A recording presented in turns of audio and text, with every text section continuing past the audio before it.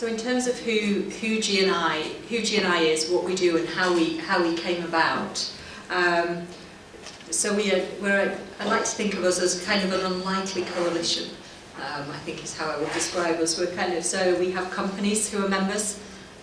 We have civil society organisations such as Human Rights Watch, Human Rights First, this Committee to Protect Journalists, the Centre for Democracy and Technology, and a number of others. We have academics such as the Berkman Center at Harvard University and Rebecca McKinnon, who serves in a personal capacity. And then we also have investors. So we have investors in the US, in Sweden and in the UK. So we're an incredibly diverse range of organisations. Our aim, we have a large aim, which is that over time we'll seed a global standard in corporate responsibility in the ICT sector, particularly focused on respecting freedom of expression and privacy rights of users. And in terms of our origins, I think there's probably a very specific set of events that happened several years ago now that led to the establishment of what has now become the GNI. So probably going back to 2006, 2007, there were a number of issues that were particularly facing US companies with respect to issues in China. There were a number of congressional hearings about the issues. There were reports being published by NGOs and human rights groups.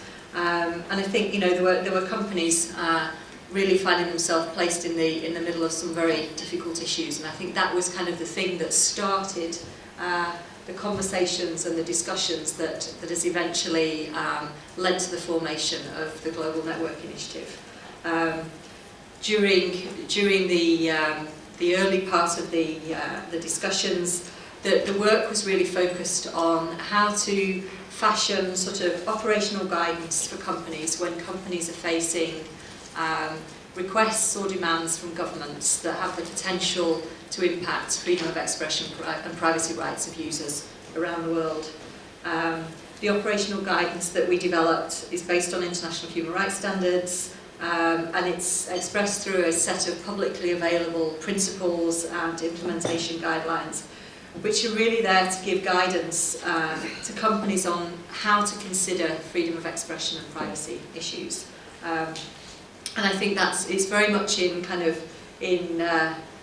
two ways really. It's thinking about the technologies that companies develop, products and services that they sell, and the markets that they operate in.